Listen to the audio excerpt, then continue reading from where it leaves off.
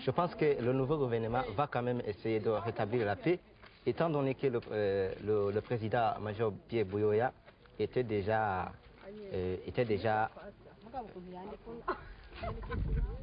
habitué. Il était habitué, c'est ça. Donc nous espérons qu'il va quand même gouverner le pays. Même dans son régime passé, il était mieux indiqué, il a bien quand même géré la situation du pays. Oui, il y a un échange, oui, il y en a. Parce qu'auparavant, on tirait dans les routes, on tirait partout, mais ça va un peu, ça va.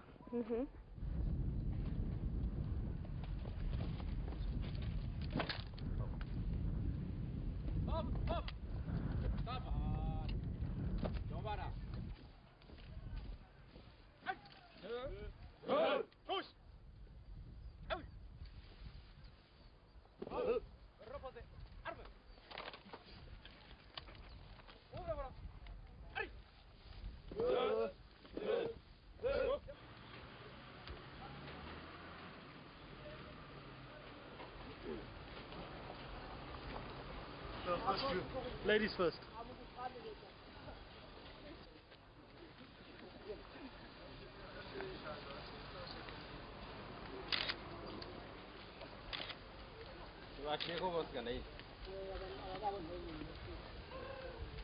Both sides are prepared to fight to the death.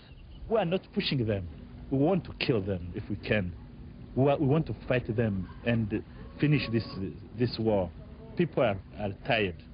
The army is also tired about it. As fighting escalates in the countryside and Bujumbura becomes increasingly unsafe, there's hardly anywhere left to hide for the more moderate members of both Hutu and Tutsi ethnic groups. Previously thriving villages in once densely populated regions are now deserted and ruined. Some are used as bases for militias from both sides, others are looted of everything. More than 90,000 Hutus have crossed the border into Zaire since the outbreak of the violence. It's a last resort. For those who remain, it's a hazardous existence. In the hills at Murwi, local people have developed their own bush telegraph system to warn them of raids from a small army post nearby. Today, villagers have come to warn of a militia raid just the day before. This man explains that Sanze Sheikh, escorted by government soldiers, looted everything they came across in his village, from crates of beer to bowls and mattresses. The people had been warned and ran away. The northern provinces are a stronghold for the mainly Hutu Front for the Democratization of Burundi, Frodebu Party.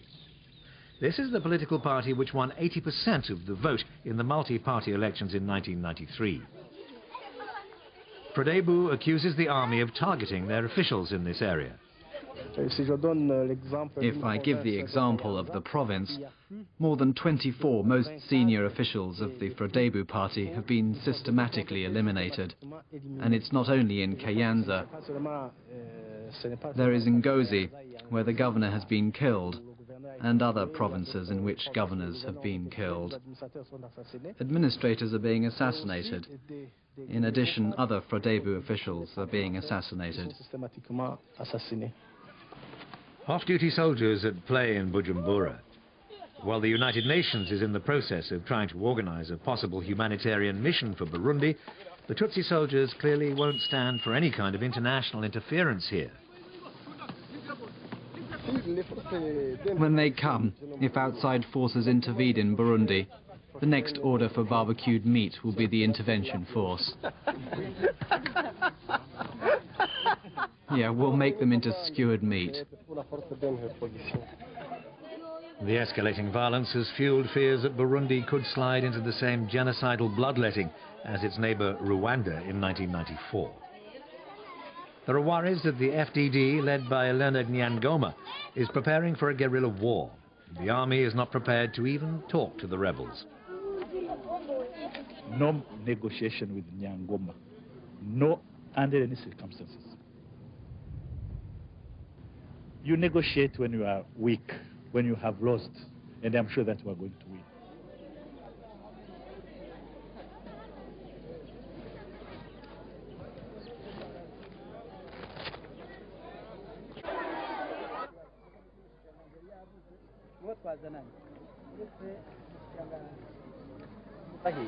kugira ngo umuntu ave ngaha agenda aje mu bwiza yifoke umuntu asubire aje mu bwiza cyangwa mu buyembe bamusiguriye neza mu buyembe mukamutubwira neza ati twaramwirukanye cyangwa hari mu bati ngo bageze umutekano ngo aho twirutse. We came with those who have already come back and who can try to convince them. As you know, those last the 3-4 last nights, there will be no, guns hearing. So I think that it's coming day after day, and those who have returned yet can assure them that the minimum of the security is already there. So will these people begin to go back? Yeah, they said they are ready.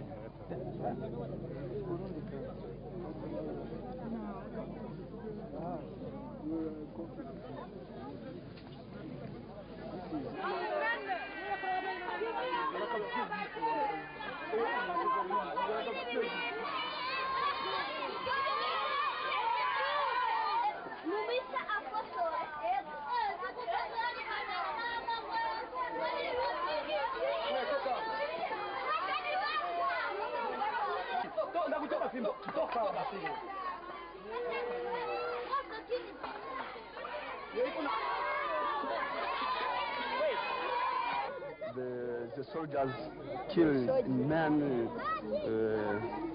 killed the upper men at Bujumbura. They killed my children. They killed all your children? And also some friends too, 2 friends.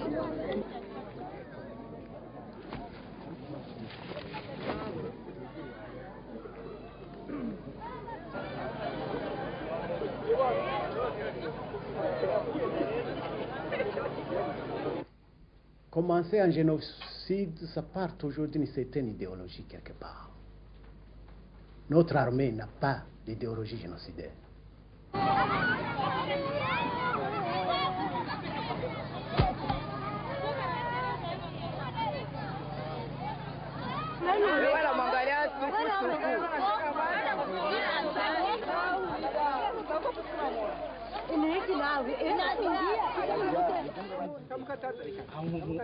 Refugees from eastern Zaire scramble over the border into Burundi, part of the human tide fleeing the latest round of violence in the area. Hundreds of thousands have left their camps and homes, driven out by what UN Secretary-General Boutros-Ghali now calls a regional war.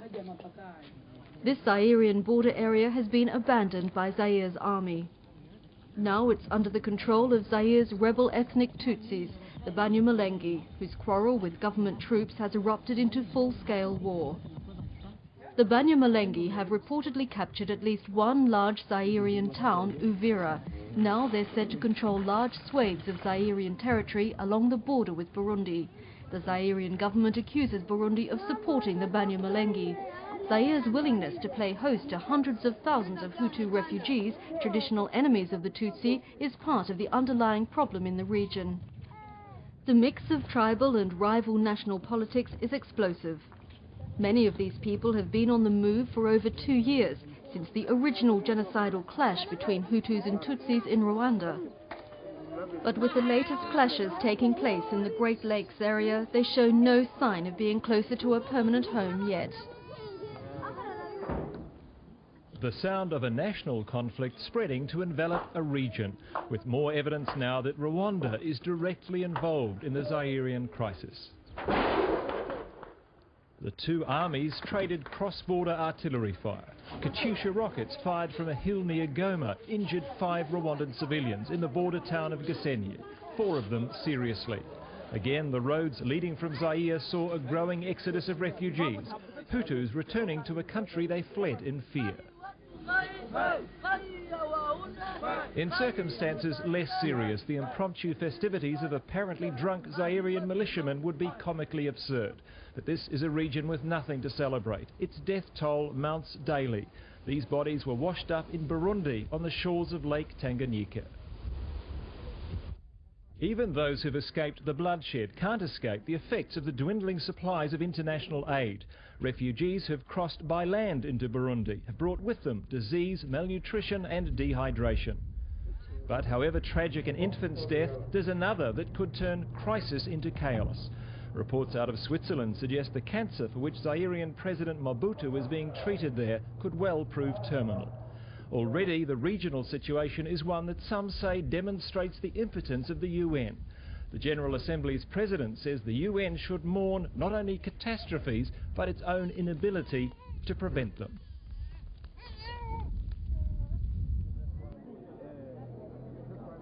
The latest exodus from the chaos in Rwanda. Thousands waiting at a reception centre in northern Burundi, assured of their safety by the provincial governor.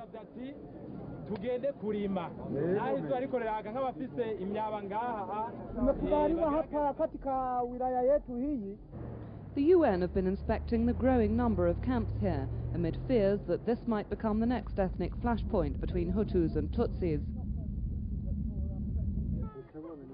For many new arrivals, this has been the second flight from violence in under a year. These people fled the last round of ethnic killing in Burundi. Hundreds of thousands were massacred last October, and these are the survivors, including this woman attacked with a machete.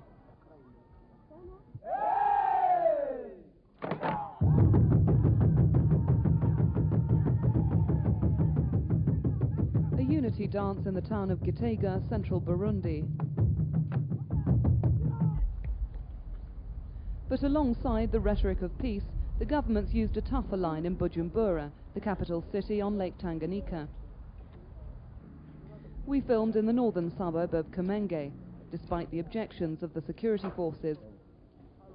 The area's been closed for weeks, while Tutsi soldiers searched for Hutu rebels, a policy the government calls disarmament. At least 2 people died when soldiers opened fire on this house. Amnesty International says hundreds of unarmed civilians were killed in the operation. But few are confident the government's tactics will prevent further bloodshed. Traditionally, power has been concentrated in the cities and in the hands of the Tutsis. The ancestors of these women came from Ethiopia, subjugating the majority Hutus for centuries. Tutsis monopolized power and wealth in the form of cattle. They took the best jobs, even under Belgian colonial rule. At Mass in Bujumbura, Hutus and Tutsis join in worship, sharing their religion, just as they share the same language. But the smiles belie a greater fear. The church has been powerless to stop the rivalry between them. Its missionaries have despaired as the harmony they've preached has degenerated into hatred. I have seen violence. I've seen terrible things. Terrible things. Are you afraid that the situation in Burundi will get worse again? No, I'm not afraid. I have to work for hope. I have to offer hope. And I think Burundi people are able to see, to understand that they have gone too far.